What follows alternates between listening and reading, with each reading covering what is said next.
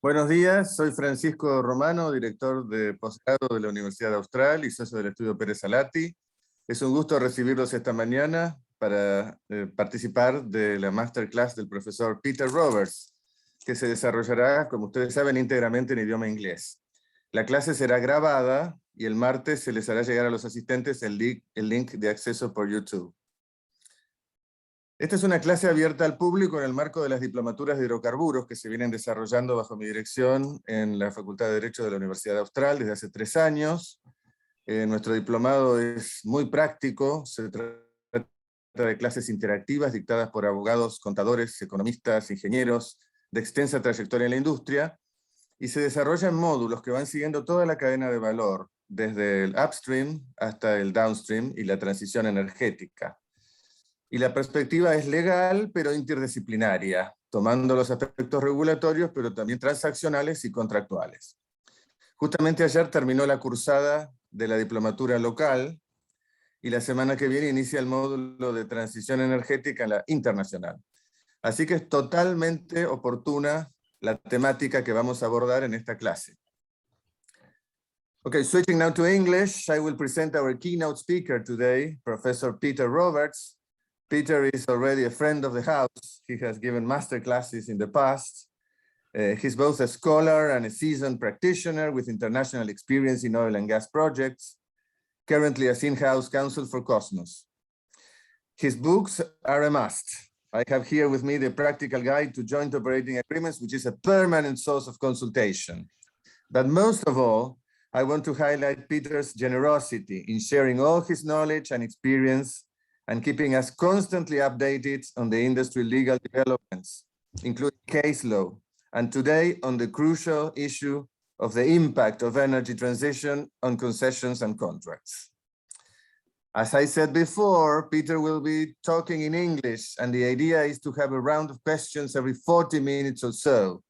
You may write a question in English or in Spanish, and I will be facilitating the exchange. Let me repeat this in Spanish just in case. So, la idea es tener una ronda de preguntas cada 40 minutos aproximadamente. Las pueden escribir en el chat donde dice preguntas y respuestas, en español o en inglés, como prefieran, y yo voy a actuar como facilitador. And now, without further ado, I give you Peter Roberts. Oh, thank you. Thank you, Francisco. And hello, everybody. Good morning. Thank you for joining. I'll just share my screen now. These slides will be available after this seminar. Email me or Francisco to get a set of them, but you're definitely welcome to have them. Okay, here we go from the beginning. So I will talk today about a few things. I'll talk about the energy transition and understand what that is. And I'll also talk about how that impacts on concessions. And then it's probably good that we understand what concessions are. Just to get us started, that's my email address, and that's how you can get hold of me if you have any questions after this.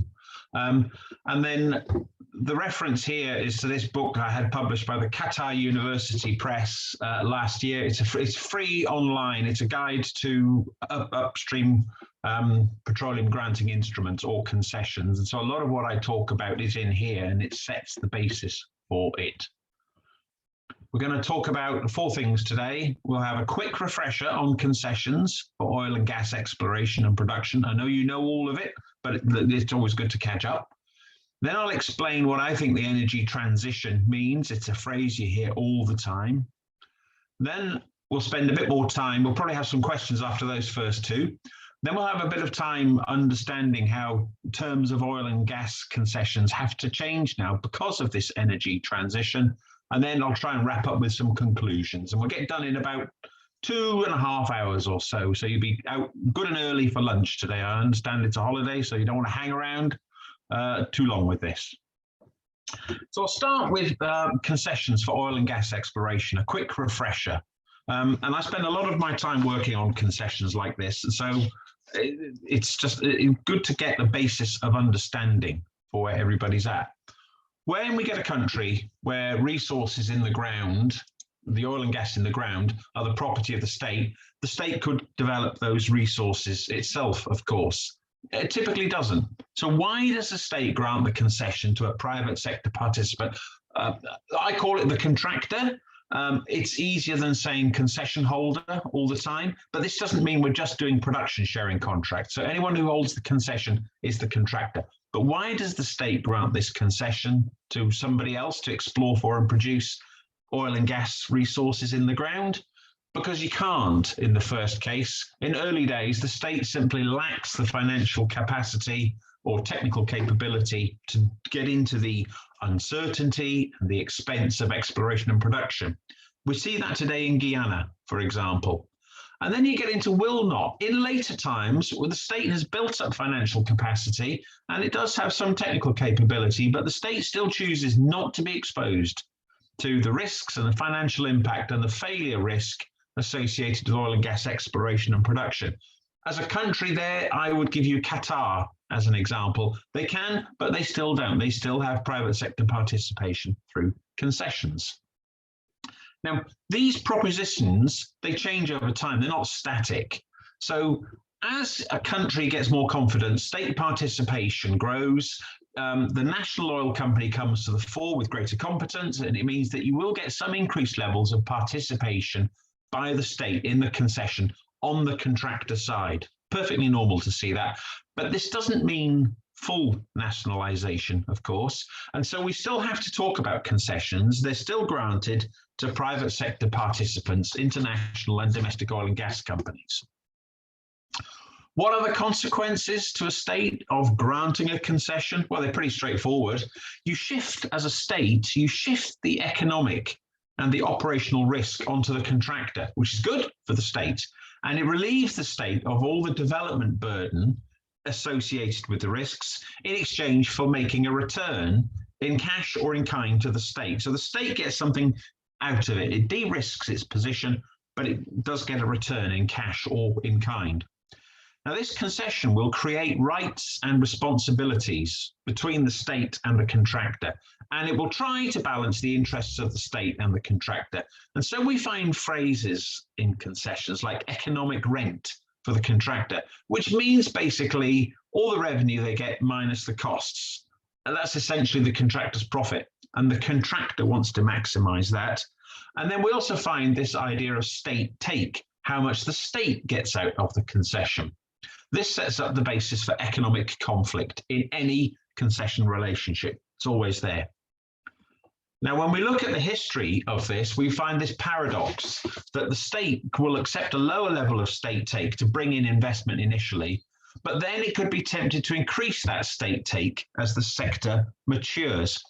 And you get what some regulatory economists call the obsolescing bargain model. Now, this is an interesting phrase. This was coined in 1971 by a Harvard professor, Professor Vernon. And he used this to describe the interface between a multinational enterprise and a host country government. In general, he referred to the examples of automobile manufacture and hotel licenses, but it's since been hijacked by the oil and gas industry and widely redefined and applied to describe the relationship between the state and a concession holder or a contractor under a concession. And what the obsolescing bargain model says is that over time, after you've signed the concession, the commercial relationship between the state and the contractor shifts to the state at the contractor's expense. Where you get exploration success, you find oil and gas, and you get steady production, the state improves its position at the expense of the contractor. So there's a transition of power under the concession or around the concession, formally and informally. And this happens in a number of different ways. You get progressive terms in the concession.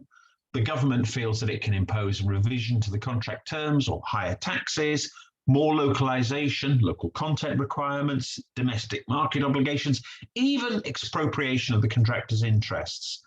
And the theory which counters the obsolescing bargain model is that it doesn't work that way. The contractor always has some bargaining power, some ability to push back, and rights at law, and ultimately could even sell its interests. Now, the obsolescing bargain model has fallen out of favor over the last few years because it depends for its application on a presumption that the obsolescence of the concession is inevitable, and it's a one-way street, and the contractor will always be desperate to keep hold of a concession. What we will see in the energy transition now is that this theory is out of popularity now. We're seeing a new world order where a contractor could say, I don't want the concession anymore. And we will talk about some examples where contractors will say, I don't want to have this concession anymore, or I need to renegotiate the concession and move the bargain back to my way. So we're seeing a different world order here. The grant of the concession, also from a state's perspective, represents a partial surrender of sovereignty over the state's resources. And what you sometimes find is the population of a state becomes unhappy with seeing the state give away development responsibility to what they call foreign participation. And so the state will have a desire for visible control, just to say to the population, it's okay, we've granted concessions, but we're still in charge. We have state participation rights. Look at the national oil company. We have domestic market obligations, local content, capacity building, and so on. And so you drag it back. What are the various forms of concession for exploration and production for oil and gas? And when I say concession, I've got an asterisk there because they're also called upstream petroleum granting instruments, host government agreements, anything like that. Firstly, there is no universal form of concession in use worldwide. Of course, you get different forms in different places. Secondly, the nomenclature which is used is less important than the substance of the actual relationship between the state and the contractor. We'll talk about service contracts, which are in fact production sharing contracts, and vice versa. The size of the concession is often inverse to the sophistication of the petroleum code or the law. Where I'm calling from today, the United Kingdom, our standard exploration and production license is 5 pages long. That's all. But yeah, there's a lot of law behind it.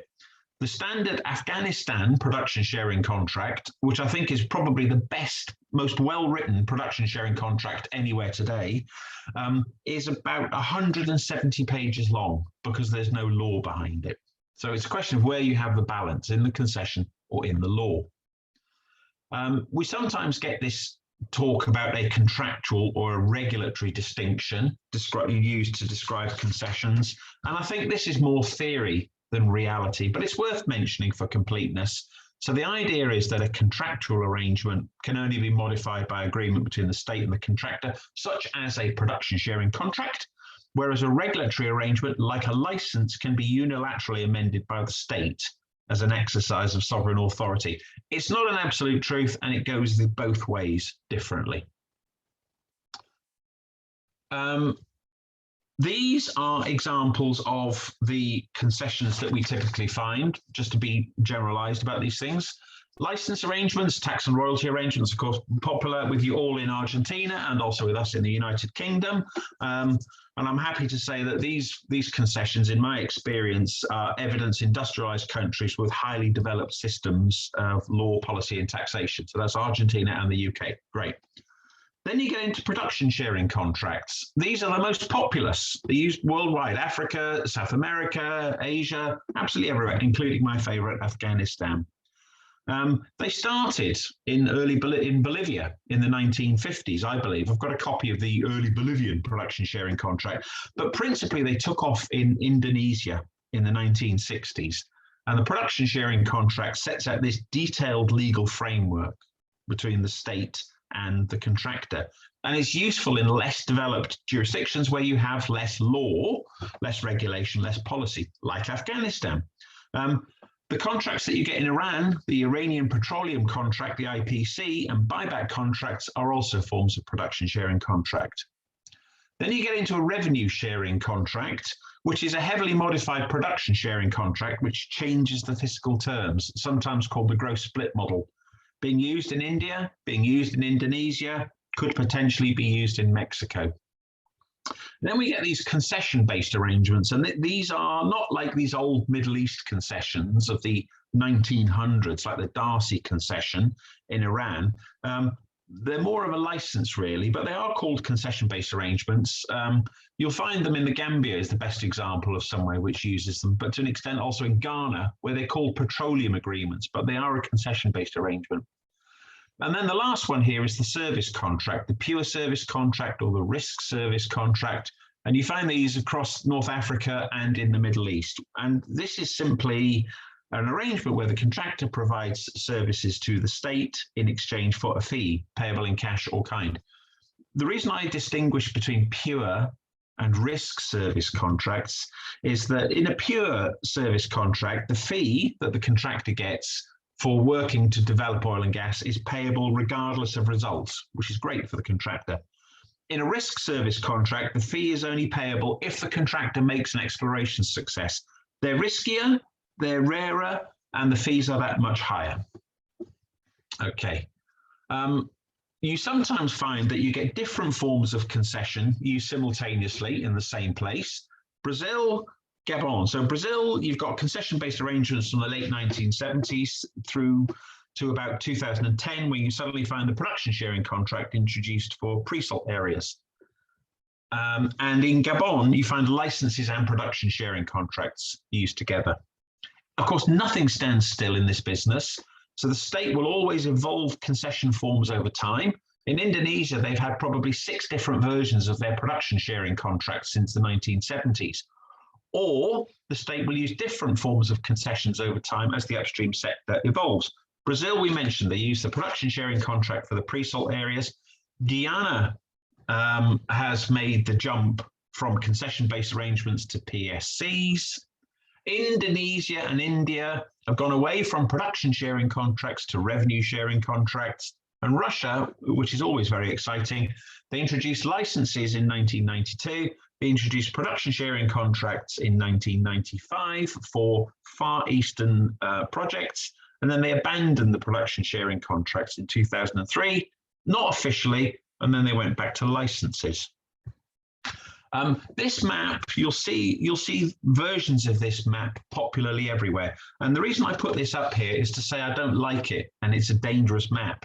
Because what it tries to do is say, in this country with that color, you get this concession, and in that country with that color, you get that concession. And because you get some of everything, it's a mix. The reality of it is that this is a popular map, but it's also very confusing. What it tells us is that there are no absolute truths. The substance of a country in the concession base is always more important than the apparent form of it. How does the state grant a concession? It can do what it likes, of course, but there's 2 principal ways of proceeding. Competitive bidding, and this is going to change in the energy transition, so this is why this is relevant. But competitive bidding or fixed content, you have a nice public bid round, transparent concession terms, limited number of contestable items, limited scope for negotiations, and standard terms. The recently launched Brazilian bid round is a good example of this. Or you get direct negotiation, the agreement system, where there's a bilateral negotiation between a concession of bilateral negotiation of the concession between the state and the bidder, and you have bespoke concession terms to apply outside of a formal bid round. This distinction is slightly artificial, because what you can find is it starts with competitive bidding and then very quickly moves into direct negotiation. Energy industry transparency initiatives and transparency concerns suggest that competitive bidding is the way to go in the interest of transparency. But changes in the oil and gas world, because of the energy transition, I think are going to push states and bidders towards direct negotiation, bilateral negotiation. I think transparency will suffer because of the energy transition. This is a map which I borrowed from my friends at the Petroleum Economists, and what it tries to tell you is what's happening at any time with bid rounds that are going on to get acreage. What this tells us is that there is still quite a lot of competition between different countries to attract investment into the upstream sector. The interesting items here, there's a new Oman round, which is due to launch this year. We'll talk about Oman later. They've had problems. They've been delays to the rounds in Gabon, Lebanon, and Senegal, ostensibly caused by COVID, but in reality, it was the first quarter of 2020 price collapses. But what this tells you is that there is a lot of activity going on worldwide, and states are always looking at the ability, Brazil is the latest example, to launch a bid round. Okay. So that's the first part of the talk this morning, a quick canter through concessions. So we now know why a state grants a concession, and we know the concession can come in various different forms, but there is much commonality across the different forms as well. There is a lot of similarity between a UK petroleum production license and an Afghanistan PSC in the substance of it. And whilst the forms of the concession are different, they all have one single purpose. What's common to them all is that the state needs to recognise the need to change, to evolve the concession terms as a consequence of changing economic circumstances in the world, but now the energy transition. I'm probably going to be doing a version of this talk later this year to the OPEC member states, where we'll go into much more detail about how we change the terms of concessions to recognise this. And so I think that concessions have to change because of the energy transition. And then that takes you to the next question, which is, what is this energy transition? And it means lots of different things to different people, and it evolves all the time. But I have identified what I think are a few characteristics of the energy transition. And it really starts with this thing. This was a report that came out in 2021, earlier this year, by the International Energy Agency. This is their Net Zero by 2050 report, freely available on the internet. Now, it's interesting, the history of the IEA. It was created in 1974 after the oil crisis of 1973. There's a few people on this call probably won't remember that. Francisco and I definitely just about will. And it was created to ensure the security of oil supplies. The IEA was all about maintaining oil production. It's gone 180 degrees. Now it is at the center of the global energy debate. It focuses on climate change, air pollution, energy access, and efficiency. And it has said that we do not need any more oil and gas, which is quite an astonishing thing for the IEA to say. So in their report, they put this in there. No fossil fuel exploration is required, and no new oil and natural gas fields are required beyond those that have already been approved for development. This came as a shock to the industry when it came out this year, and this point was in contrast to everything which the International Energy Agency had previously said.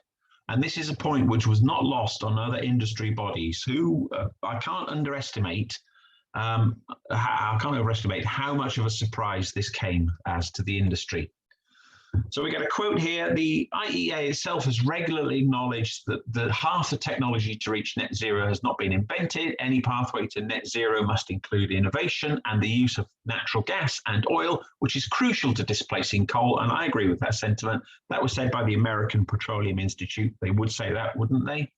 And then another body said the idea that no new oil and gas investments are needed after 2021 is in complete contrast with the conclusions often expressed in other IEA reports. And it was, they never said this was coming, it just came out in this report.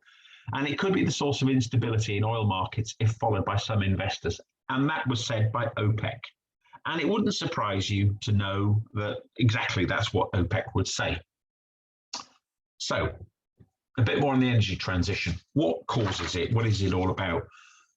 We've got climate change, undeniable, it's visible, it's in the news every day, and the attribution of the blame for climate change to the combustion of fossil fuels is pretty much the top news item any given day. If it's not Brexit, if it's not COVID, it's climate change and how fossil fuels need to stop. Got COP26 coming up, puts it all into sharp focus. It's a tough time for the industry. This has never happened to them before, but oil and gas companies are becoming social pariahs. And they're also the unwilling recipients of various items of climate change litigation. And consequently, the geopolitical influence of big oil and gas companies is waning. It's changed in a way that we've never seen before. Historically, big oil and gas companies could influence the decisions of governments and regional governments about how things worked. Those days have changed enormously. And it's a tough time for the industry. What has happened? Just as an example, just to throw this in, this point about climate change litigation. This has been appealed, and it's a localized decision, but it's interesting where a Dutch court said that Shell has to cut its CO2 emissions by 45%. This is a court telling an international oil company that you have to change the way that you do things. And climate change litigation is a highly political item, but we are only going to see more and more of this. We've recently had a case in the UK this week where Friends of the Earth tried to stop the British government from licensing an offshore field for development, and they failed on ecological grounds, but that will continue to change. So what are we seeing in this energy transition? I think we're seeing the emergence of what is fashionably called the International Energy Company, the IEC. Okay, what is an IEC? Guess what? It's an old international oil company, an IOC. It's got a new emphasis on developing renewable energy projects, and it wants to displace oil and gas assets and interests within its overall portfolio. A case study of this is BP, formerly known as British Petroleum, now Beyond Petroleum, apparently. I think that it's not just BP, but it's a good case study. It's a good example of this. So BP and Shell, of all the international oil companies, are the most prominent examples of this emerging IEC. But other IOCs are on the same path: Total, Repsol, Eni. And the hallmark of the IEC is the publicly declared ambition that they will become carbon net zero by 2050 or sooner. And let's take a look at BP and see where they're coming from in all of this. So the first quote is from BP last year, where they said, in 10 years, we will reduce our oil and gas production by at least 1 million barrels, or 40% from 2019 levels. And this is worth pausing to look at for a moment. When have you ever heard of an oil company actively looking to reduce the amount of oil and gas it produces? Up to this point, the challenge for oil and gas companies has always been about reserves replacement. Drill, produce, find more oil and gas. And the report and accounts every year say we've got more oil and gas. This is BP saying we're actually actively going to have less. As an example of this is from the Petroleum Economist of this year. BP exits Kazakh oil projects to focus on renewables. So what this is about is this year BP had spent 18 months, 1.5 years, evaluating 3 huge offshore oil blocks in Kazakhstan. And it suddenly said, we will not be developing these on the grounds of high development costs, but also they said we wish to shift our capital allocation and put more investment focus on renewable energy and the development of existing things. So this is BP walking away from a major oil project. Go forward 2 or 3 months, BP announced it's going to purchase 9 gigawatts of solar development projects in the United States. So BP going heavily into solar here. This was a modest investment by oil and gas terms. It was about $220 million. But what's interesting about this is that by BP's own admission, these projects are expected to meet their low carbon investment criteria, generating returns of between 8 and 10%. So BP is moving away from oil projects, which typically have had double-digit, say 15% IRR returns for investors, and they're moving into renewable energy, where they hope to get between 8 and 10%, which is quite astonishing as a number for anybody who's ever worked in this industry. So looking into this, it's not just BP, as I say. If we take ENI, and I like the way that they phrased it, they think oil and gas will reach a plateau in 2025, which is not that far away, followed by a decline in the following years, mainly for the oil component. But gas production by 2050 will make up about 85% of total production. Eni I like because they've moved into gas production, and they've said this is where they're moving. So I think good for them, but I think gas is probably where the future is. It's not just the oil companies who are changing, though, in this energy transition. It's become fashionable to move away from oil and gas. Who else is doing it? What we're seeing now is public equity investors, pension funds and so on, and debt providers, banks, are increasingly reluctant to fund oil and gas projects, although private equity could still.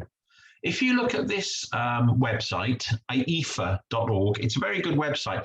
It lists every bank or lending institution, and it tells you what they're not investing in. And the summary of it is that globally, there's about $10 billion worth of investment, which is now restricting fossil fuel lending to oil, LNG, gas, oil sands, and Arctic drilling. So a lot of financing is coming out as well. This is the tip of the iceberg at the moment because it's typically focused on oil sands and Arctic drilling, which are highly politicized, socioeconomically difficult projects. But it's only going one way. Private equity will still invest. It has its own perspective on what makes a successful project, but even private equity does it slightly differently.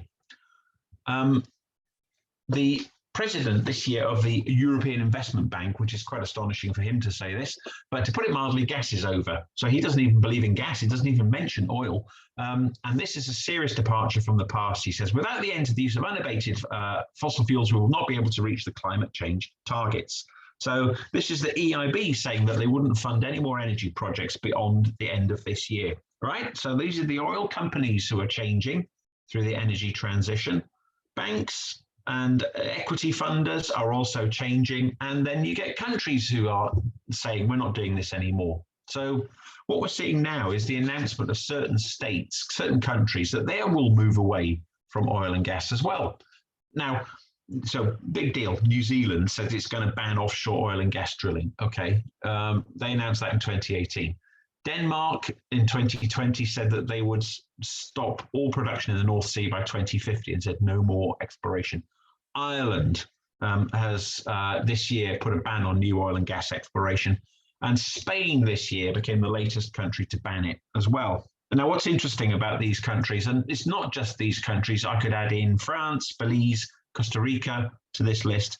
It's obvious that these are not big oil and gas producing countries. None of this is Saudi Arabia or Australia or Russia or Brazil.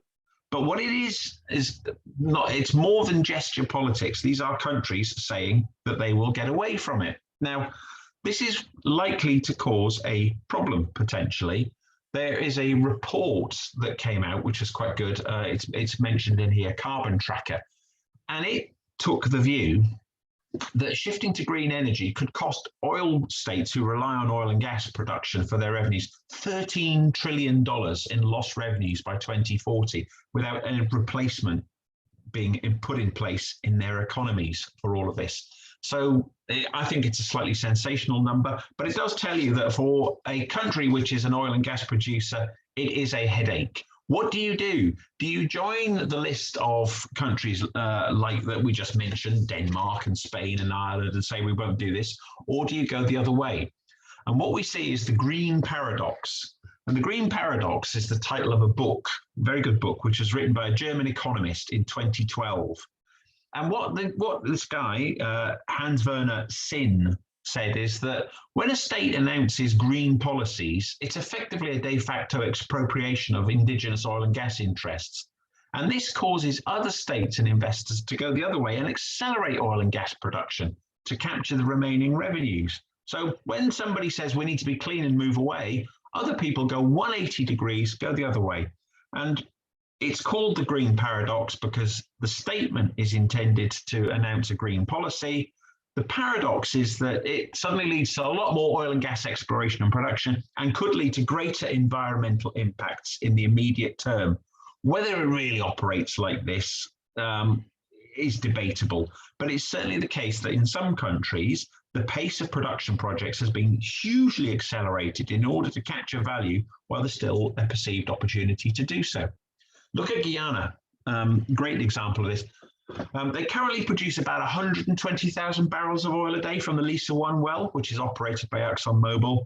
By 2027, not that far away from now, the government predicts it'll have a large number of FPSOs on site and it will be producing 1 million barrels of oil a day. So this is the green paradox. Guyana is going way the other way because that's their opportunity to make money for their economy. And the government predicts an oil income of $1 billion a year. I've read a recent report. So moving on from this, how will the award of oil and gas concessions change? And I should preface this by saying, I don't think that overnight, suddenly everyone will stop producing oil and gas. Here in Europe, we've had a terrible time over the last couple of weeks We've had an anticyclonic winter where the wind has not blown and none of our renewable energy, none of our wind farms has moved. Gas supplies have dwindled, gas prices have absolutely rocketed, and everybody is now saying, when they were saying about 4 weeks ago, we need to get rid of oil and gas, they're now saying we need to have more gas storage and more gas production, more LNG, more gas pipelines.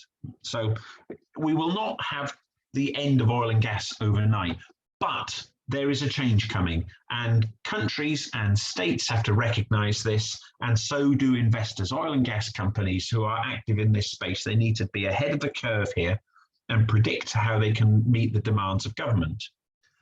I think that what we will see now is that the need for a state to have a much greater involvement in developing its own oil and gas resources. As IECs walk away, the state will have to step up. They can't just say to the foreign oil company, you have to do it all. I think states will increasingly have to compete with each other for available private sector investment in developing oil and gas resources.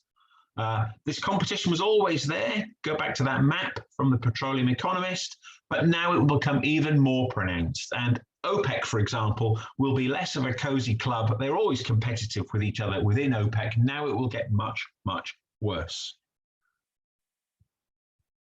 I think within a state, the national oil company will have to step up, and it is best placed to meet the state's responsibility. Now, I think this is true, and you pick a few countries here. The unifying theme here is that all of these countries in the OPEC countries, the OPEC plus countries, which are countries aligned with OPEC but not members of OPEC, and then the non-aligned countries with strong state interests, which are not OPEC countries and not OPEC plus countries, but they are big oil producers who are very interested in the shape of the global oil industry. The unifying theme here is that all of these countries have strong national oil companies or parastatal oil and gas agencies, and all of these companies will have to build their capacity and step up and maintain domestic oil and gas production. Why is that? What's happening with IOCs? Well, they're evolving into IECs, as we've just said, but this is a good example. Indonesia is a country I used to live in and did a lot of work in, and I'm very fond of Indonesia. But a report came out this year in the Petroleum Economist, which said that ConocoPhillips and Chevron both have been in country in Indonesia for around 50 years, but both of them are potentially winding up their operations in Indonesia finally. And look at Indonesia's statistics. Exploration has dropped by 23% in the last 10 years. Production has halved since the mid-1990s. There's a lot of new acreage on the market. Finding buyers for it is proving very, very difficult. And over the last few years, the state oil company, I talk about the NOC, Pertamina, has taken over a lot of the production sharing contracts, which are relinquished by international oil companies who are leaving. This is a big, mature portfolio to manage. But what's happening in Indonesia, I think, is likely to be repeated in a number of other countries. However, this does not mean the end of oil and gas companies in concessions. So I think that you will still find oil and gas focused small and mid-cap companies and parastatal companies. Oil and gas is a core business. They are not going to diverge into other sources of energy. They will not become IECs and develop wind and solar projects. They will continue to invest heavily in the oil and gas sector. They'll offer development capital and technical competence, and they could pick up acreage, which is released by the IECs. So I put a bunch of logos down here just to indicate who, in my opinion, these companies are. You've got American companies like Cosmos, Apache, Hess, you've got PetroChina, you've got Rosneft. I could put another 20 on here, but these are principally oil and gas companies, and that's their business, and they will continue to pick it up. But where the Shells and the BPs and the Totals and the Rosneft, the ENIs and the Repsols move back from this sector, these guys will move up. The other thing I think we're likely to see, and this might be a consequence of reduced margins for oil and gas projects, is construction and service contractor companies taking an increasing role. Now, I know this has been popular for a while. Schlumberger have had a project development arm for a while. Various construction companies have said, why don't we become upstream producers? But I think we will see more of this now. Construction and service companies taking up the opportunity to become an upstream player. And this will be because the model for how you manage a concession will become more collaborative. And I think we'll see some changes there. What else are we going to see? Except for definitely the most lucrative acreage, the best, the highest prospectivity oil and gas fields, I think we will move away from competitive processes eventually to secure the award of concessions. Governments will target a number of potential bidders, and we will see bilateral negotiations and direct awards. I think signature bonuses will disappear from the landscape. Anyone who's familiar with these, particularly in relation to production sharing contracts, you bid for a PSC and you say, in the event of a tie between two prospective bidders, you say how much you would be prepared to pay just as a bonus to secure the concession. And these are multiples of tens, sometimes hundreds of millions of dollars. I think that will disappear. And I think that's because we're going to see more acreage on offer than there are available investors for it. So we will become opportunity long and investment short relatively in this market. I mentioned Oman earlier, and Oman is another example. This is a report from the Petroleum Economist of this year. Oman has been traditionally a very big oil and gas producer, but they have had huge problems.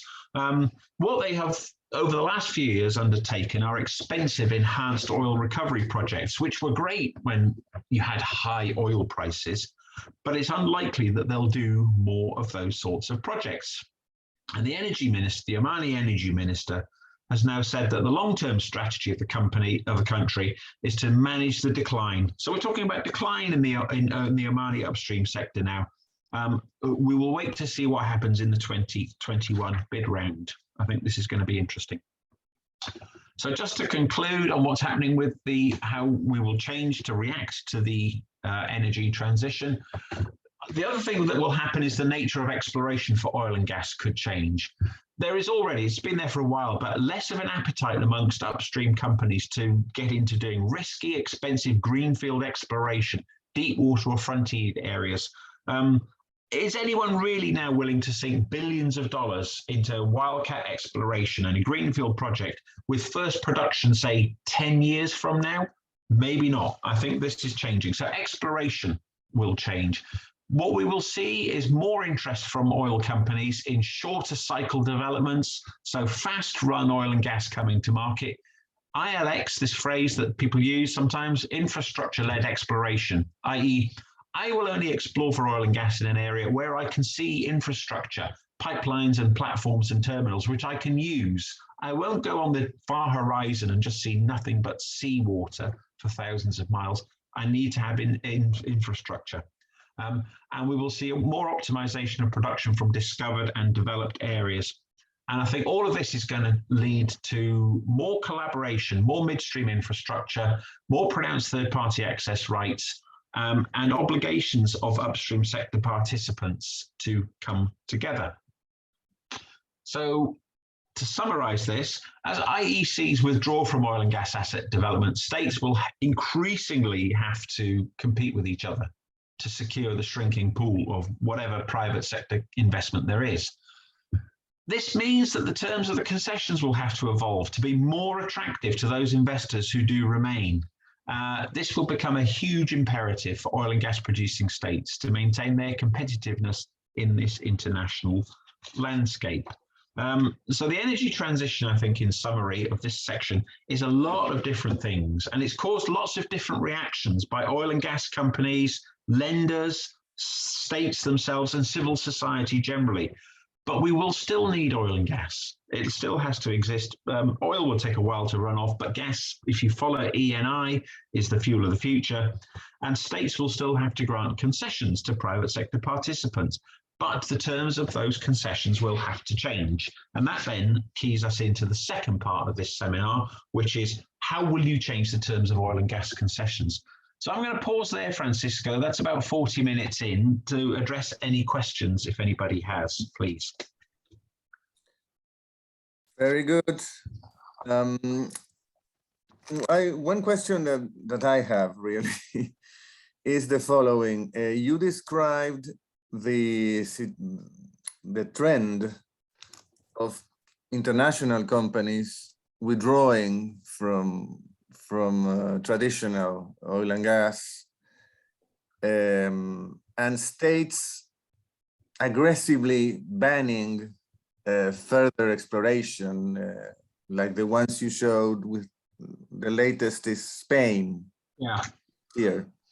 Yeah. But we are, as we sometimes are in Argentina, completely against that trend.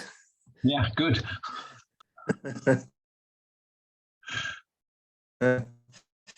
As a country, we are very unique because we have this large resource called Vaca Muerta for short, which is the unconventional resource that we have and we need to develop. And we have oil and gas for 300 years in Vaca Muerta, according to the experts. So, can you explain how you see it happening? Do you think what you just explained is true also for Vaca Muerta development in Argentina, or will you take it with a pinch of salt? They are due to the importance of the resource that we have. Yeah, look, I mean, no disrespect to countries like Denmark or Ireland, but it's easy for them to say, particularly Ireland and Spain, it's very easy for them to say, we will not have any more oil and gas. They don't have much anyway. So it's a gesture politic potentially there. But I think that for countries which have energy, they will need the resources. They will still need to continue to evolve and develop that for their own indigenous purposes. And I think I would be terribly excited about Vaca Muerta, because I think that one of the consequences we've had recently is the disappearance of gas in international markets and the demand for more and more of it. And everybody has always said there's too much gas, it's a buyer's market for gas. No, there isn't, I don't believe. And so Vaca Muerta will be critically important to Argentina for domestic energy consumption. The last thing Argentina needs to be is an importer of LNG, because LNG prices are going up all the time and supply is getting constricted. So I think Vaca Muerta gas will be critical for powering Argentina, potentially could be a source of export. And I think that is a really interesting proposition about exporting Vaca Muerta. And I think that countries which have got indigenous energy resources will look at what's happening in Western Europe right now. There are arguments going on all the time about Russians trying to build more pipelines into Germany. The European Union and the United States are resisting Russian pipeline gas coming in on geopolitical grounds. And they're saying, no, you can import this. And every country in Europe is wishing it had huge amounts of indigenous oil and gas production to protect itself. So I think that Argentina is doing absolutely the right thing, because it's very good to say we won't have oil and gas and we'll have renewable energy and we'll import hydrocarbon energy to the extent that we need to. But renewable energy is unreliable, even at scale. Sometimes the sun doesn't shine. Sometimes the wind doesn't blow. You can't control the feedstock. Therefore, I think Argentina has to hang on to Vaca Muerta. Argentina, I think, needs to find another Vaca Muerta. Okay. I have a question from the public. It says, good reminder about BP and their way in and out of the cleaner energies. What is your opinion on those comments indicating that the principal goal of oil and gas is to delay the energy transition, and that, for instance, blue hydrogen is just a way to continue producing fossils, but frame those as lower emission energy? Low emissions is the new denomination I am hearing from weeks ago, probably when oil and gas realized that the market is not buying hydrocarbons to be considered as good as green hydrogen or renewables. I found that name tag as more transparent. Yeah, and I think that's absolutely right. I don't think the aim of the oil and gas companies is to delay the energy transition, but I think what they need to do is improve the reality of the narrative, which is to say, we will all move away from oil as quickly as we can, because clearly it is not an entirely healthy commodity. But until we have an alternative transportation fuel for aeroplanes critically and cars, until everybody's moved to electric vehicles or hydrogen-powered vehicles, we have to scale it down. It has to be a managed decline from all of this. I've got a quote at the end of this presentation, which I think summarizes the issue that we're facing. But I think gas plays an essential role, and I think that the use of natural gas for blue hydrogen or to fuel blue hydrogen production through electrolysis, or green hydrogen to use the stripping of the hydrogen element from methane to make hydrogen. I think that is a definite proposition that gas ought to be doing. So I like the way that the Italian oil company Eni went at it when they said, we're getting out of oil, definitely, we just can't do this stuff anymore, but it's all about gas.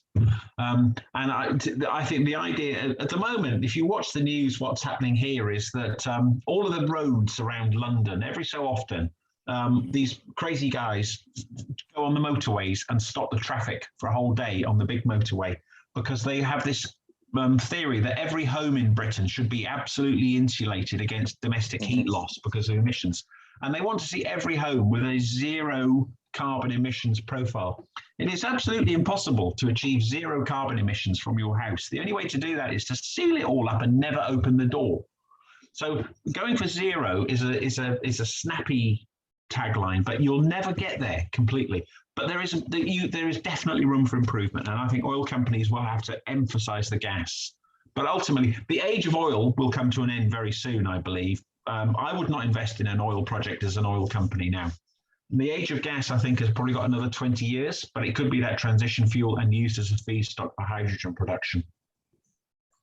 Oh yeah, I've got these questions now, Francisco. Yeah, there is something that you touched on, and I think this is like a confirmation. Do you think the fact that majors stepping out or scaling down globally due to governmental social pressures represents an opportunity for medium-sized juniors, which perhaps face less oversight for being less visible, to step in and capture market share? Definitely. I think that the small, medium capitalized international oil, small, medium oil and gas company, not necessarily listed, could be privately owned, so it doesn't have the whole issue about shareholder activism, or parastatal companies, take a Russian company like Rosneft, for example. I think there's a great opportunity there for companies to say, right, we can get into this. We can make money selling oil and gas, definitely gas, and it's become unfashionable. Right now, if I was a really well-capitalized oil and gas company, I would be looking at the big map of concessions and acreage worldwide and deciding, where do I want to go, which government do I want to go and see, and how do I tell them what I want in exchange for my investment? Because I think this obsolescing bargain model has gone the other way now. I think that governments will be investing in investors a lot more than they ever did. When you showed the map, you said transparency may suffer due to energy transition. Can you expand on that? Yeah, because I think that, so if you look at what's happening in Brazil at the moment, there's a very public bid round and they will publish the results of all of this. But you can get countries which are perhaps less committed to transparency and they have less attractive geology. And they could be approached by a company who would say to them, for example, I will do all of your upstream. I'll do all your oil and gas for the next 25 years.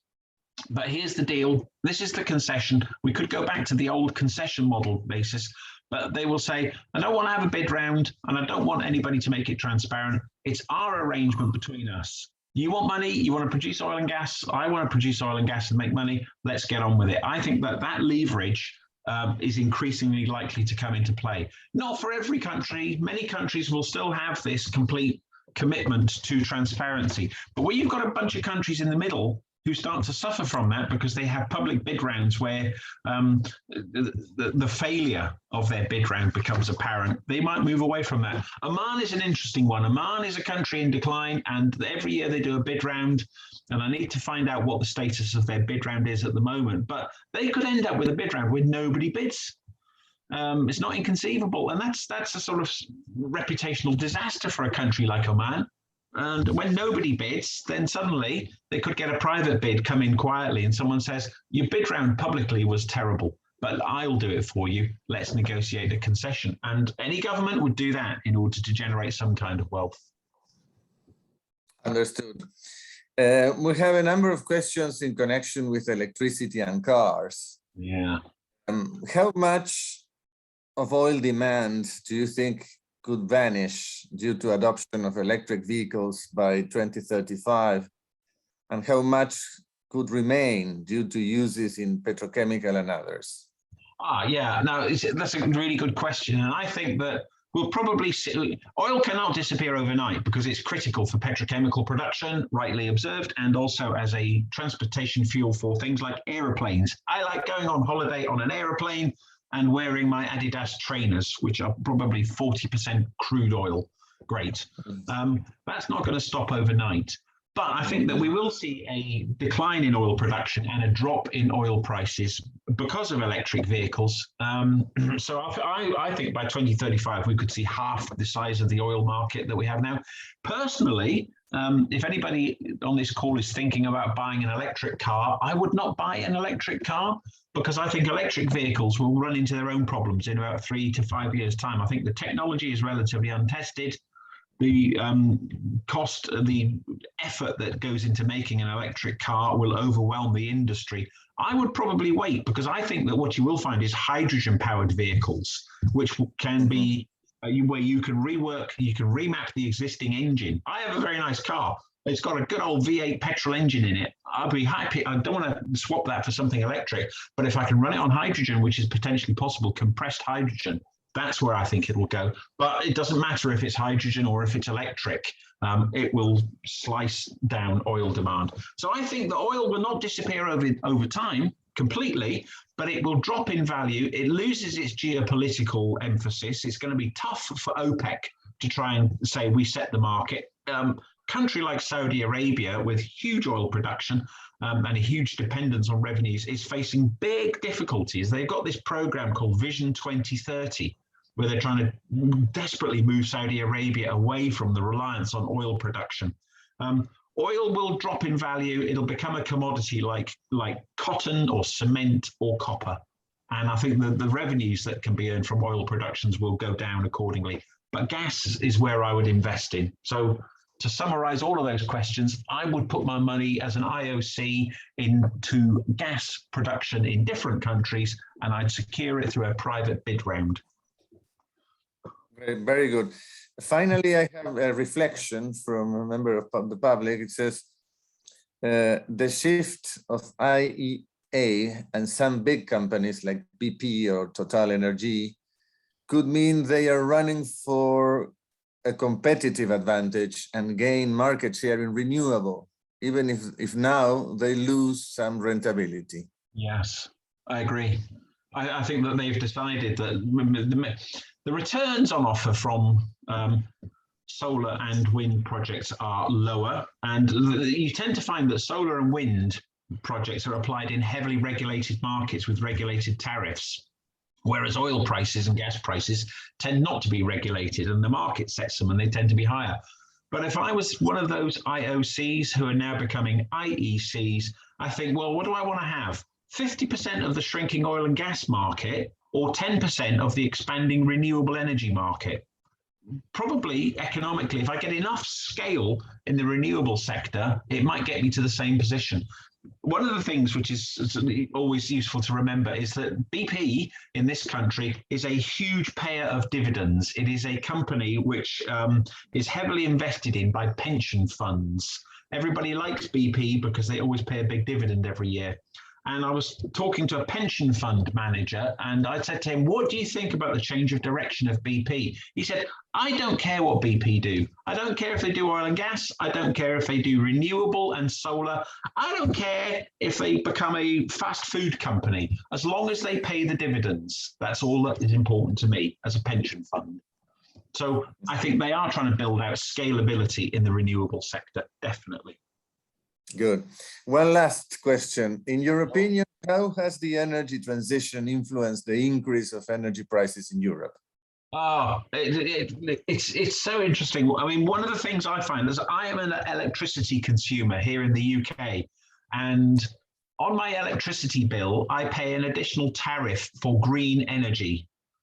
Whether I want to or not, I can't opt out of it, but it's a fee which is payable to the government to fund greater amounts of renewable energy. And a lot of people they won't admit that they don't like to pay it. They signal their virtue by saying, I like paying the green tariff, it's important. Now energy prices have gone up. We've seen wholesale energy prices increase by 40% in the last 2 weeks here in Europe.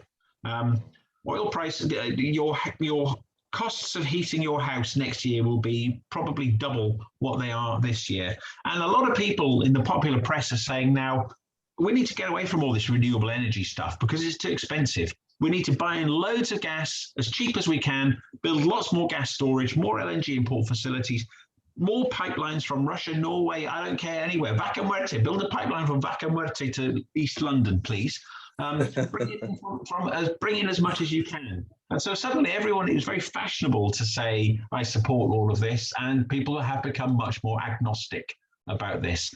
And I think that there is this point about hitherto, I know somebody who runs a wind farm company, so a power generation company from wind farms, and he has always said that people will pay a premium for energy if it comes from a clean source. And he's banking his company on the back of that as part of this energy transition by saying, I can afford to bet heavily on oil and gas declining and wind going up because people will pay a premium for it. People pay a premium for it when they've got plenty of money. And when they don't have plenty of money because everything's gone up, that's the point at which you're stood in the supermarket looking at two sorts of milk. One is organic, made by cows, which have university education, and the other is cheap industrial milk. You want milk? Which one are you going to buy? So I think the energy transition has forced energy prices up in Europe, but it will ultimately backfire because I think people will say, we need gas. Very good. No more questions. Okay, right, here we go. Phase 2. Vámonos. So, what we're talking about now, change the slides, is how you change the terms of the oil and gas concessions themselves. This is aimed at governments saying this is what you're going to have to do, but this is also aimed at oil and gas companies saying this is where you should negotiate your concessions harder and better. And this is not just about production sharing contracts. A lot of this will be relevant, for example, to how you would see evolution in new bid round contracts in Brazil or even Argentina. And there's these options are not in any particular order of priority. And I'm not talking about just production sharing contracts, but relevant to the state and also relevant to the contractor. Okay, let's talk about the scope. That every concession has a clause in there which says this is the scope. These are the permitted activities under the agreement, and these are the excluded activities. You can do this, you can't do that, and they all add up. But they all relate to upstream matters only: exploration, appraisal, development, production, decommissioning. We're going to see changes definitely here. The scope of the concession will be extended now. I think it has to include midstream transportation and processing activities and third-party use of infrastructure. It's not just about drilling and producing. It's going to be about transportation and bringing gas to market. And so we're not going to have separate midstream arrangements. The scope will now be more about the full run of petroleum commercialization. And it probably will bring in midstream and downstream. My favorite of this is the Pakistan production sharing contract. And if you wonder how on earth do you get your hands on the Pakistan production sharing contract, if you go to that web page for that book I published at Qatar University Press, which is free online, inside that is a big list of all the concessions, hot links to all the concessions worldwide where you can get free copies. But if you look at the Pakistan production sharing contract, the scope in that thing for an upstream concession includes pipelines, storage, terminal facilities, processing facilities, and refineries. Fantastic. That is the future. So I think we will see some change there. The other thing we're going to see is the work obligations change. So there are all these obligations of the contractor in the exploration period, and these are typically written as a rigid set of timed, priced, sequential seismic and drilling obligations, and you've seen them. The exploration period will consist of it'll be of 4 years consisting of 3 phases. Phase 1, shoot seismic. Phase 2, spud 1 exploration well. Phase 3, spud a second exploration well. They apply solely to the concession area, and they're rigid.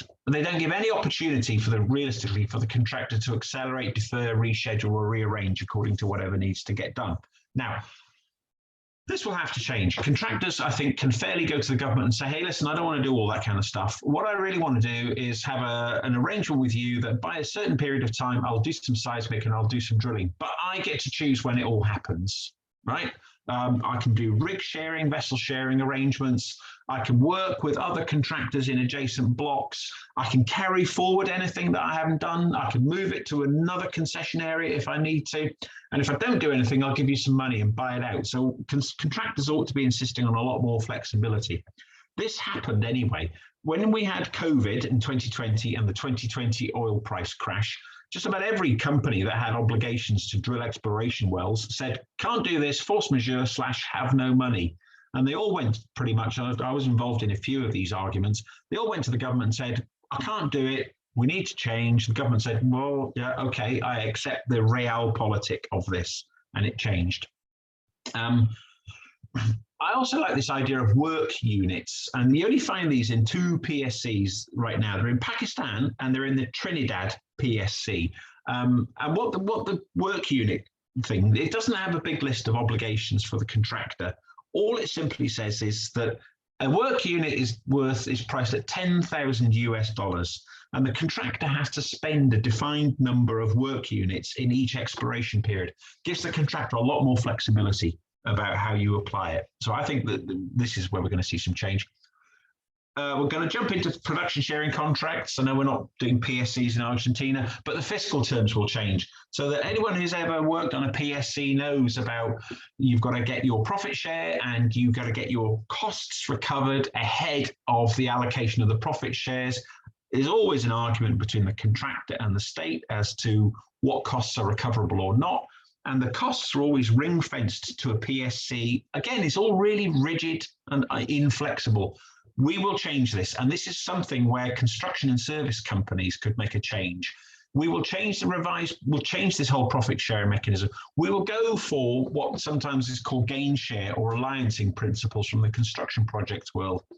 We'll remove cost ring fencing. We'll recover midstream costs. We'll have more enhanced cost recovery to really encourage exploration and water development. Or we could get rid of PSCs altogether and move to revenue sharing with a contractor responsible for the costs. The revenue sharing model, as I mentioned, it's in Indonesia, it's in India, it's potentially going to happen in Mexico, is simply this. Under a PSC, the contractor incurs costs, and then once there is a commercial discovery, the oil or the gas is sold, all the proceeds of sale go to pay off the contractor's costs, and then whatever is left after that is split between the state and the contractor in the profit shares. Bad news for the state because it has to wait for all the costs to go. And also bad news because if you're the contractor and you can recover all of your costs, you have no incentive not to be pretty generous with your interpretation of your costs. They were worried about this in India a few years ago. And so they introduced this revenue sharing principle where they said, I'll tell you what we do. You contractor earn all the costs. That's fine. You accrue all the costs. Then we'll have some money from the sale of oil and gas. And what we will do is then divide that between us in a particular share. We'll share the gross revenues. You cover the costs yourself out of your share. And if you, the contractor, have to cover the costs yourself, you will become a lot more focused on driving those costs down. And it didn't dissuade people from investing in India. And the Indonesians introduced it, and it has dissuaded people from investing in Indonesia because Indonesia is a market in decline and it's got other problems. But I think we will see changes in the fiscal terms there. Then we got this argument about marginal fields, and these are always interesting.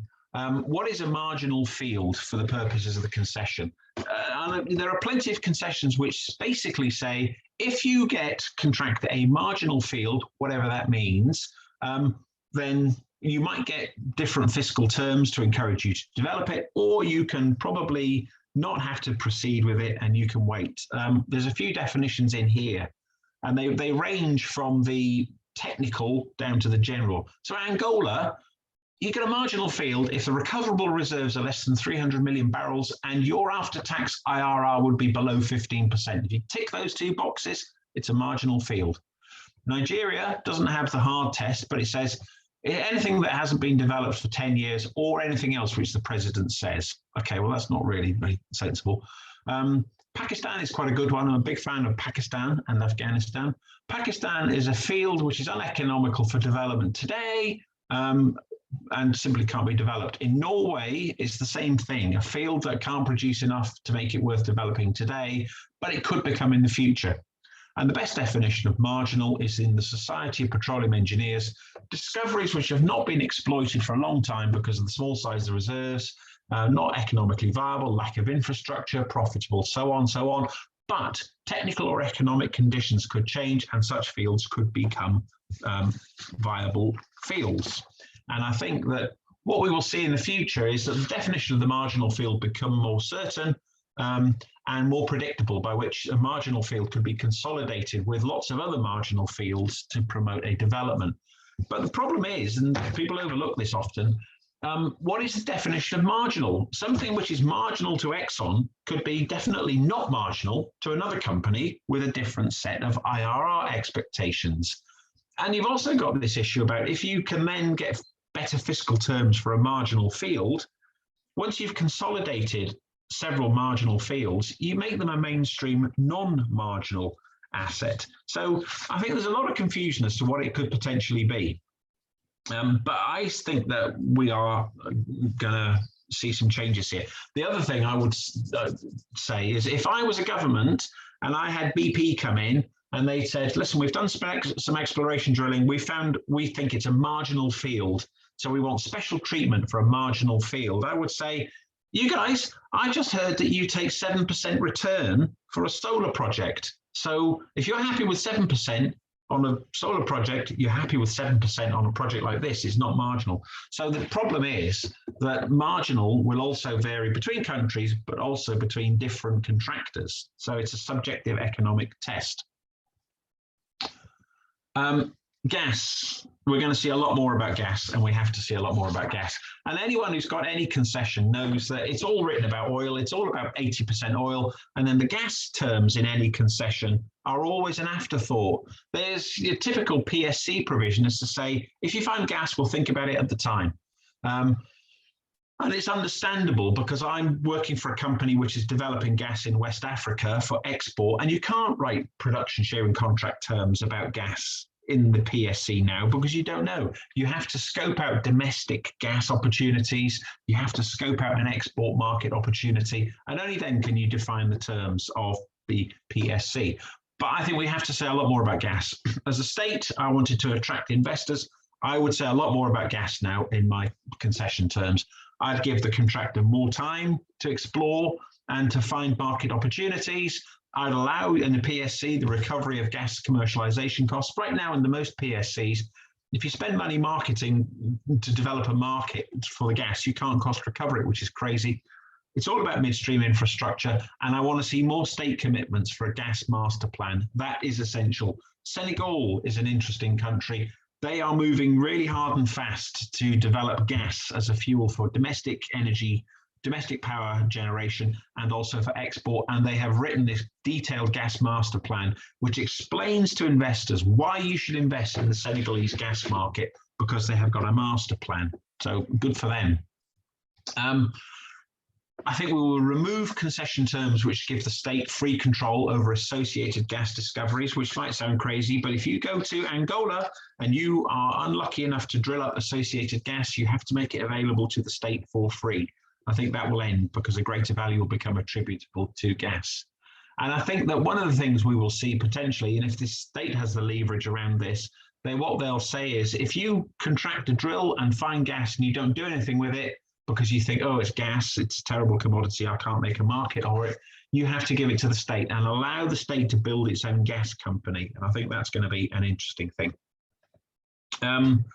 Pakistan PSC, just mentioned on gas, again, that's my favorite. It goes into great detail about gas. Pakistan and Senegal, market leaders in gas.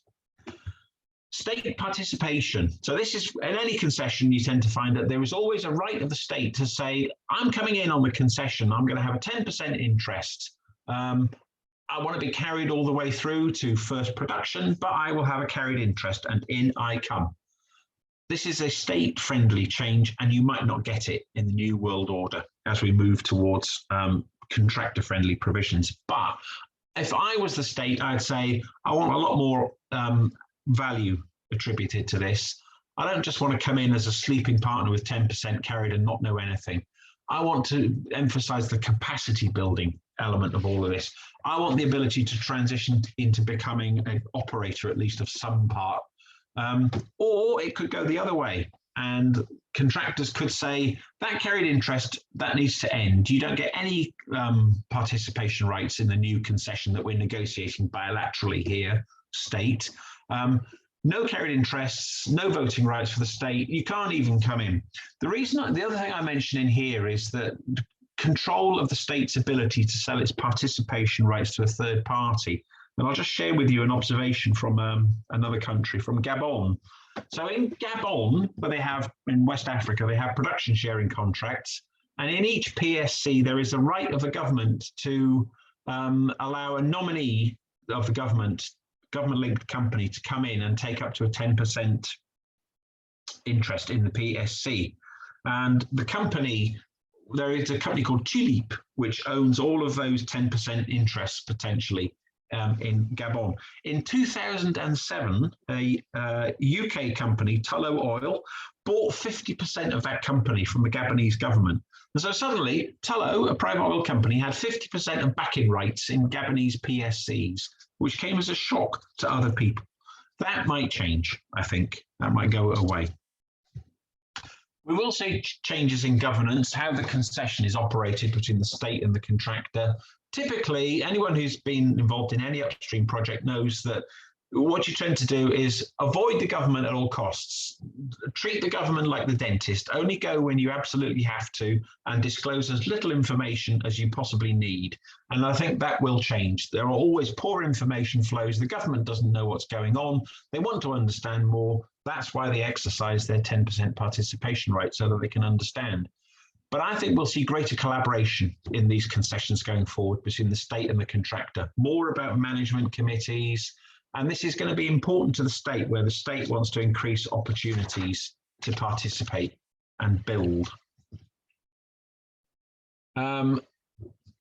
You get some capacity building provisions in concessions. They're always generalized, and it usually comes down to a contractor paying money's worth of training opportunities by the contractor. And it tends to be less, and this is not the case for all oil companies, but for some, it's less about the genuine development of technical, operational, commercial capacity. It's more about saying, oh, we'll pay for some training courses, and that makes your oil and gas sector cleverer and more competent.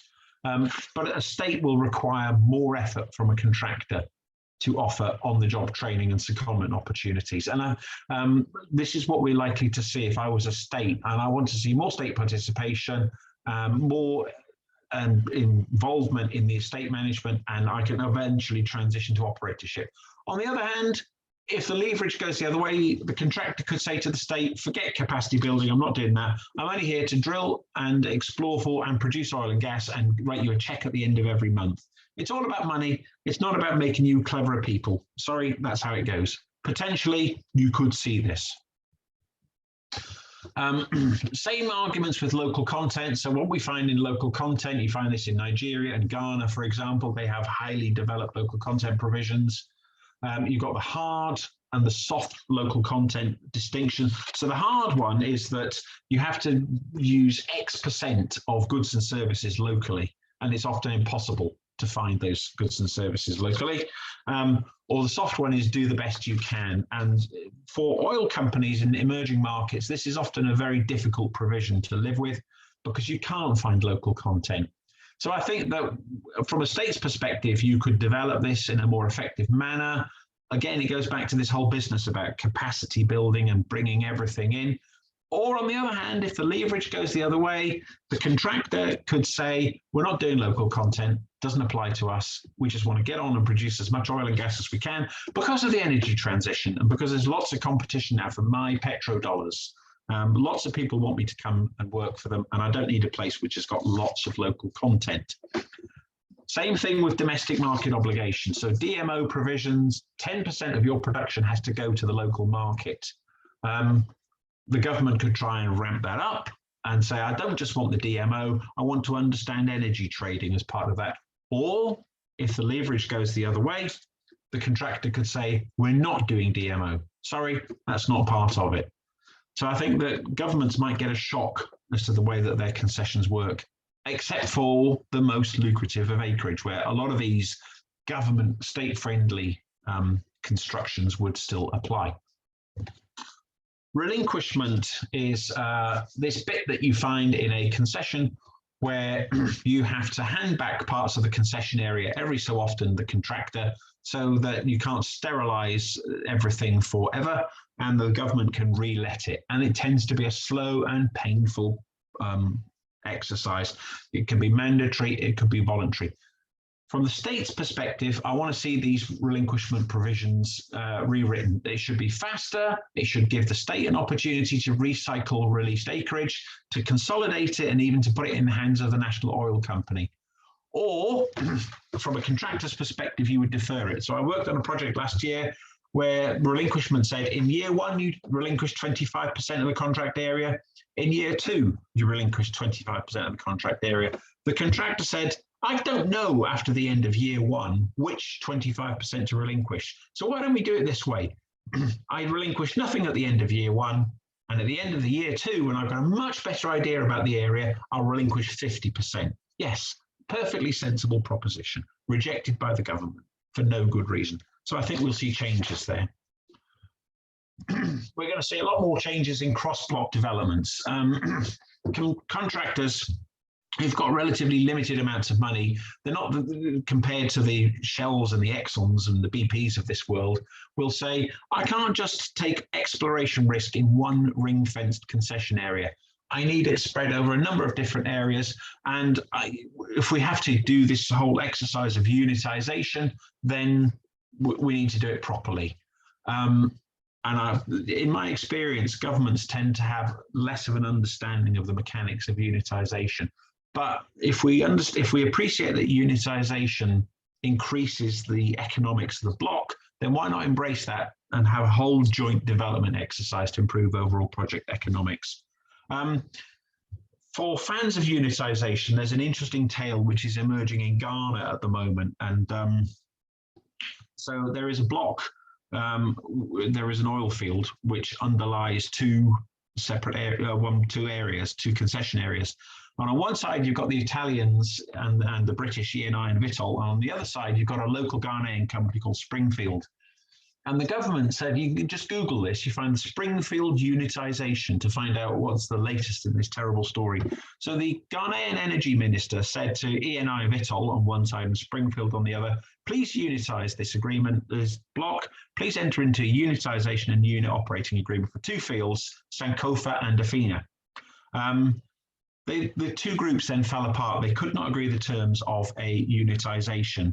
And Springfield argued that Eni Vitol were not sharing information.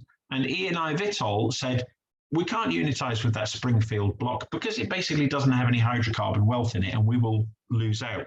Springfield took Eni Vitol to court and demanded an order forcing the unitization. And they said, Springfield said, Eni has not only refused to comply with the unitization, but it's gone on to produce petroleum, particularly from the Sankofa field, and therefore their Afina field, and it's denied Springfield the revenue which would have come from production if they had been unitized. In June of this year, the court agreed with Springfield, and get this, if you're a project developer or a financier, you wouldn't like this. The court said that 30% of all revenues, 30% of all revenues, which accrue to Eni Vitol from exploration and production activities from the fields in question, have to be put into a private locked interest-bearing account until the case is finally heard in court later this year. So big problem with unitization there potentially. And this is something which contractors, when they've had to put up with it under the old obsolescing bargain model, that they might take a different view of this and say, no, we're not having that at all. Couple more points on concession terms. Surrender. You get a provision in there, the right of the contractor to return the concession to the state at any time, hands back the keys and says, thank you very much, I don't want it anymore. Kazakhstan, BP. We mentioned it earlier. It's a good example of the strategic withdrawal. The right of the contractor to surrender the whole concession and to withdraw from further project participation with some conditions around it. As the state, I would like to see a lot more in there about transition and handover. So don't just surrender and give it back. tell me 1 year out and equip me to take over management of the concession. I want to see transitional arrangements, and particularly so if you hand back at the end of a concession term without renewal and there's ongoing production. But we will see strategic surrenders becoming more of a feature in this new world as IECs say, I need to leave behind the world of oil and gas and surrender the concession. This will be a lively area and replete with dispute, I fear. We get exclusive operations provisions in these concessions, typically. The state's right to say, oh, if you don't want to do this, contractor, I will do it. I will have an exclusive operations right. They're rare in concessions, and they're always poorly detailed, particularly compared to what it looks like in a joint operating agreement. And they can be easily frustrated by the contractor. But as the state grows in more confidence, they could say, we need to emphasize this exclusive operations right. Make it more like a joint operating agreement. And so, contractor, if you don't perform work obligations, I will perform them. I'm taking it over. Or if you find a marginal discovery and you don't know what to do with it, I will take it over. That's the state's requirement, and that's what would have happened prior to the energy transition. Now we're in a different world. Now, when a contractor goes to negotiate the terms of a concession, the contractor could say, take that out. You're not having exclusive operations. It's too important for me. Everybody likes stabilization clauses. There are thousands of millions of words written in various legal journals about the philosophy of stabilization, protecting investors from adverse influence by the state against the terms of a concession. And I know you've had over the years in Argentina, you've had your own excitements variously with expropriation claims from international oil companies, and when it does happen, it inhibits the ability of the state to evolve and improve the wider petroleum sector. I think this will change because I think we're going to see much closer collaboration in concession terms now and a greater alignment, profit sharing, gain sharing, alliancing.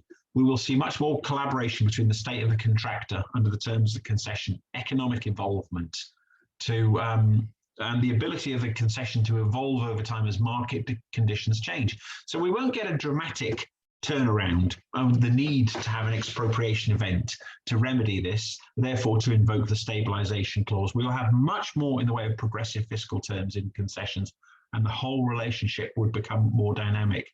And I personally, as a contractor, I'm not a fan of stabilization provisions which say to the government, you can't do this, you can't do that. It's a mistake to assume that stabilization is illegal. Expropriation is illegal. Expropriation is legal. It is a legitimate exercise of a sovereign right, as long as fair compensation is paid to the investor for it. And what I would like to see in my concessions as a contractor is an indexed priced exit value formula based on my legitimate economic expectation. And I've written this for a couple of people on some concessions, with collateral support from the state. So I say to the state, listen, you always have this right to expropriate. I recognize that under international law, but if you do, this is what it will cost you, and write that in. And that's where I think the stabilization provisions are likely to change. And then decommissioning, the curtain comes down on the project at the end. I think what we're seeing now, and I've already started to see this, if you take a production sharing contract, the contractor has to pre-fund the decommissioning costs and provide security for them on an ongoing basis at the point from which you start to commence production. And that has a big economic impact on the contractor because they have to pre-fund all of these costs, and the contractors will want to defer the decommissioning cost payments to improve project economics. This is just a sample of the things that you could change in concessions. And on the contractor's wish list, if the leverage is there, are many, many other things, of course. Fiscal terms or tax, these are the obvious candidates for adjustment. Give me better fiscal terms, give me lower tax rates. If you want me to invest, that's what I'm going to ask you for. Credit support. Anyone who's done a project with a foreign government, they have to post some kind of guarantee for their obligations under the concession, and they also have to post some kind of guarantee for their obligations to their partners under the joint operating agreement. And if you have to post bank guarantees rather than parent company guarantees, that has a real cost, and it gets very confusing.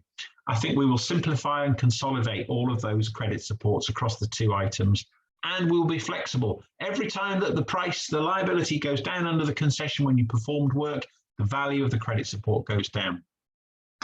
As a contractor, I want to have some change in the way that we address taxation. What I don't want to see is capital gains tax or transfer taxes on me when I sell my interests. And I don't want any objections to a change of control of the contractor because the concession still gets performed.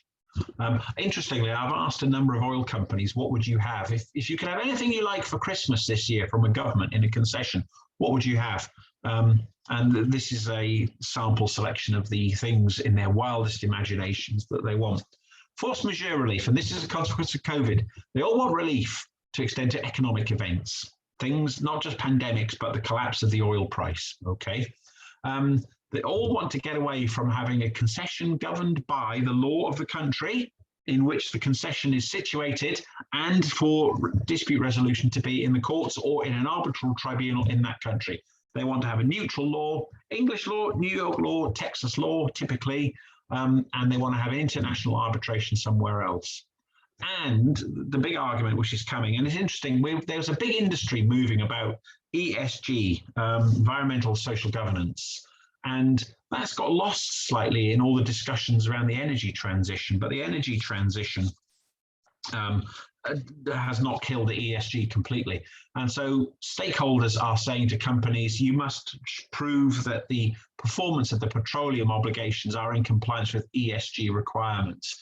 Well, whose requirements, the contractors or the states? And you're going to see increasing emphasis on the contractor wanting to have its ESG standards honoured. Okay. That's our next 40 minutes. So I'm going to pause there to answer some questions before we then have a little summary and just to conclude and try and work out where we think the world is headed. Okay. We have a question. Do you see concessions integrating oil and gas with renewable energy production? No, I do not. And the reason I say that is that I do a lot of work in the United, well, not surprisingly, I live in the United Kingdom. And so I do a lot of work here. And this is a sophisticated hydrocarbon economy, which has got an extensive offshore wind business going on. And right now, there is still complete confusion as to what happens if somebody wants to build a wind farm over an area where there is oil and gas production. And so I see concession confusion around that. And so I think that's a problem. However, never say never, as my grandmother used to say. Don't be pessimistic. And what we're finding now is in the UK, there are small offshore gas deposits which could conceivably be commercialized in the following manner. They're too small to build a production platform and a pipeline to take the gas to shore, where it is combusted to make electricity. The gas field is too small to support that, and so it doesn't happen. But there are a number of developers who are saying, what we would like to do is have a sort of combined concession where we can drill for gas and then produce the gas, have a platform, but on the platform we have a turbine and we immediately burn the gas on the platform and we export electricity via a cable from the platform to the shore.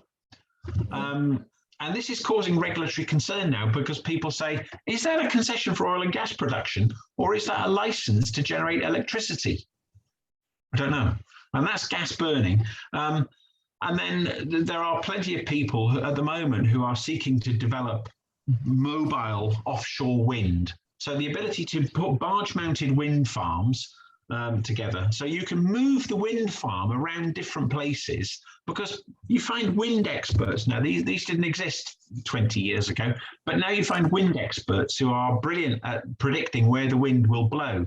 And you get changes in wind patterns. You don't get a change in oil and gas production patterns.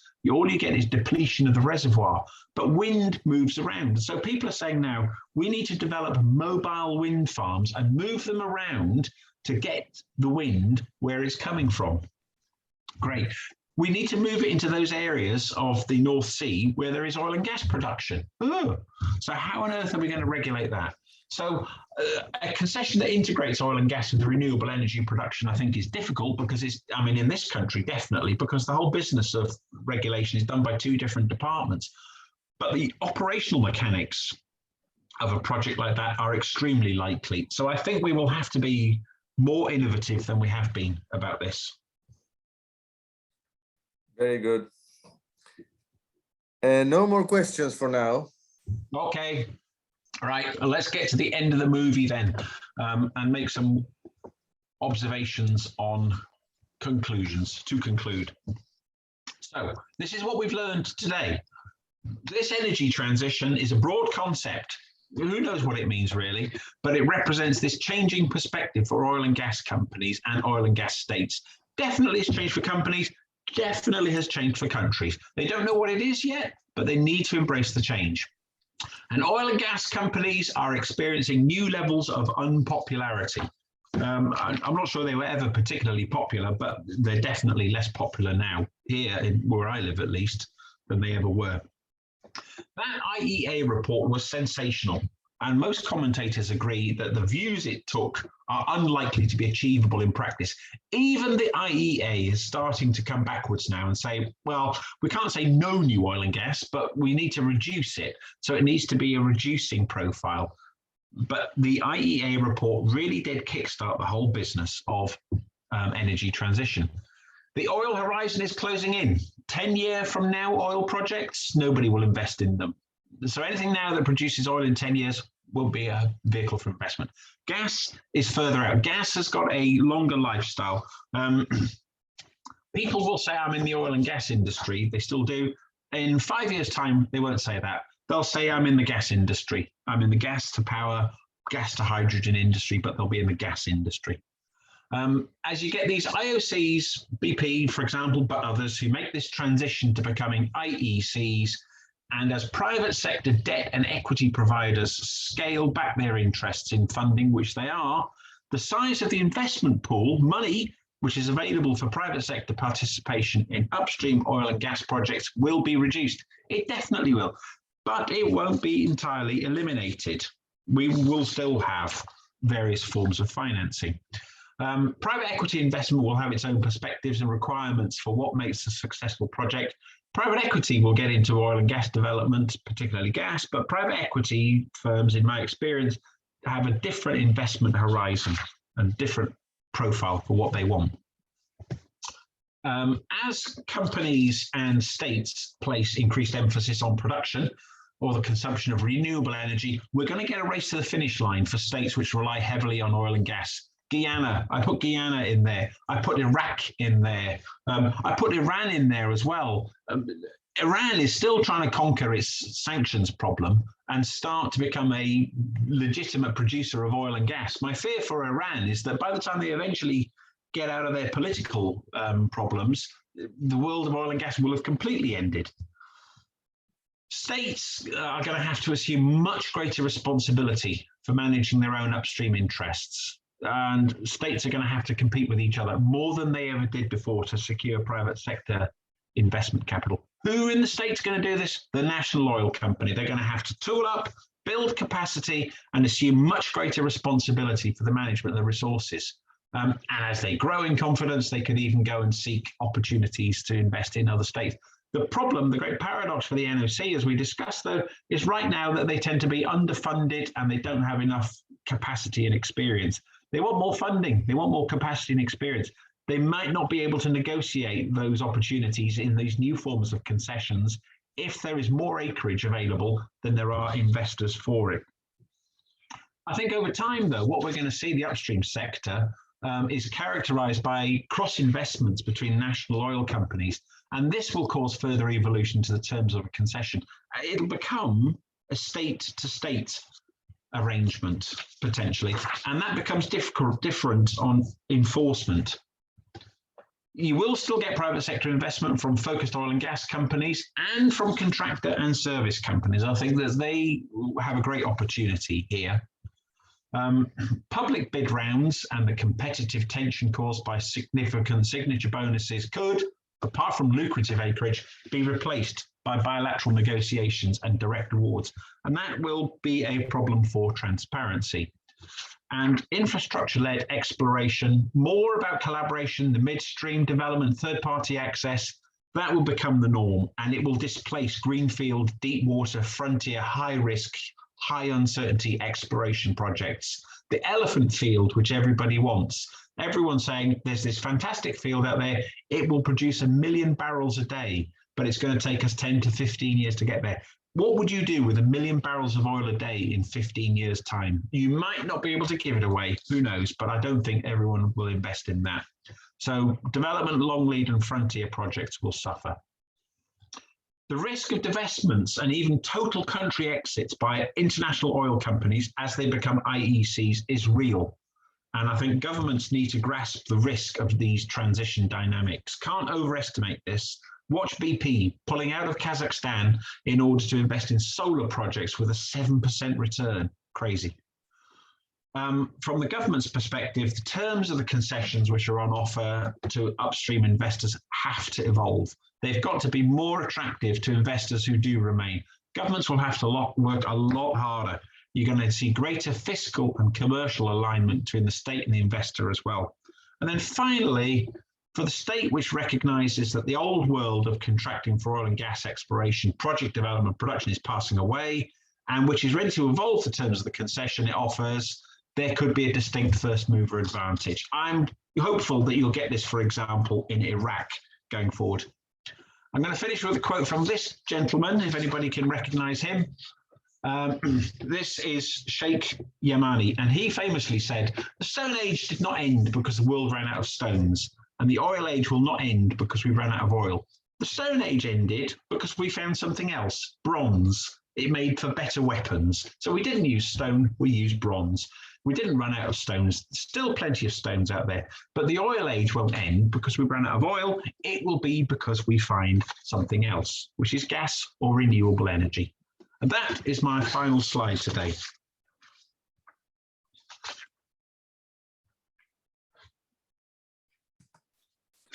Well, So thank you very much. Thank you, Peter. It's you've given us a lot of food for thought.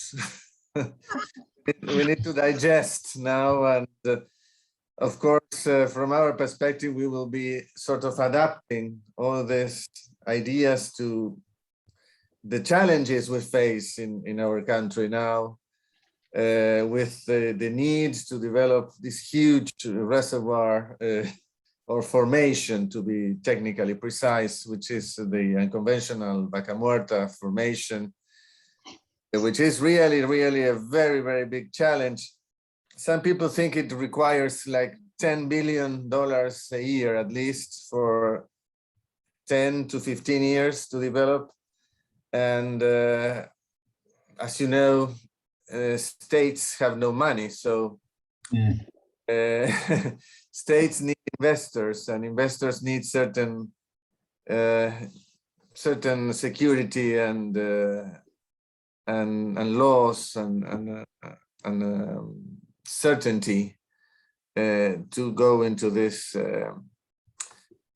huge investment full of risk in a changing world where the energy transition is becoming more pressing, and environmental requirements are also much more aggressive every day. So I have people here saying, thank you so much, brilliant masterclass.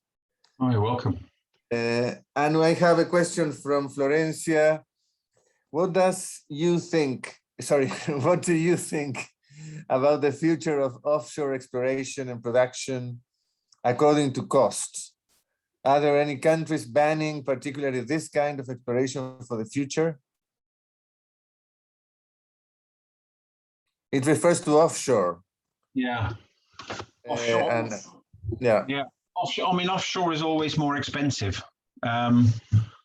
But if your resources are offshore, then that's all you have to do.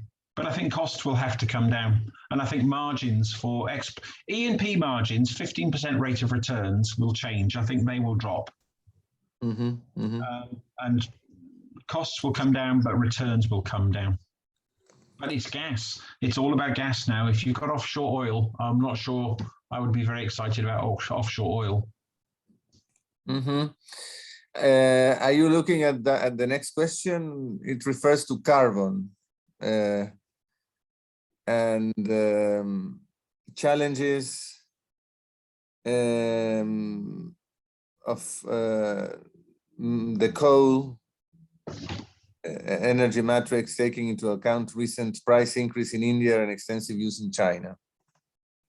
Yeah, and coal is super interesting. And in that sense, if you watch what's happening in Germany at the moment, and the president of the European Union, Ursula von der Leyen, who is a German, so we had floods in Germany. We had terrible floods about 6 weeks ago. Unprecedented catastrophe causing great loss of life, blamed on climate change. And Ursula von der Leyen, who is the president of the European Union, said, we must really get our act together in Europe and clean up the way we generate electricity. Germany is the largest producer of electricity from the combustion of coal in the European Union. And I think they generate something like 13% of their electricity using coal. And they want to get away from that. They retired their nuclear power plants a few years ago when it was fashionable to do away with nuclear. Now they're trying to import gas by pipeline from Russia, and they're receiving huge amounts of political objection to that from the United States and the European Union. And so what do? They say, well, look, I can't import gas because no one will let me. I retired my nuclear power plants because everybody said they're really bad. And now I've got 13% power generation from coal. We've still got coal plants here in the UK, and we've had to put them back on the other day because we don't have enough gas coming in, and the wind hasn't blown, so the renewable energy doesn't work. But I don't think coal is the problem. Dirty coal is the problem. And I think if you've got coal, which is abated coal, which has got a lot of carbon sequestration around it, that will solve the problem. You can burn coal and leave a very clean NOx and SOx emissions profile from it. But the problem is that that's expensive, and then that makes the costs of coal-fired power generation greater, and then it doesn't compete in a merit order with things like gas-fired power generation. So there is a role for coal if coal is clean, and there's no role for coal if coal is dirty. But ultimately, it is not an option for a government to say to its people who are in the dark, in the cold, with no electricity, they say, there's no power, guys, but the good news is we didn't burn any coal this week. So you can feel comforted by your ecological credentials. It's really difficult. It's really a tough one to try and fit all of this together. Thank you very much. I think that's it. I wish you all a happy Friday. Well, all I would say is that if anybody, two things. If anybody wants the slides, email me. Francisco's got my email address. Sure. Francisco the slides. So get them from Francisco or get them from me.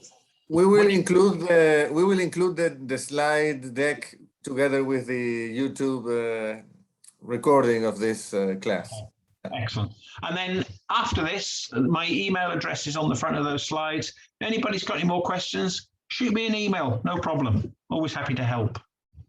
Excellent. And we hope to have you again soon. Okay. It's my pleasure. Thanks, everybody. Have a good Friday. Thank you. Have a good day. Bye-bye. Bye-bye.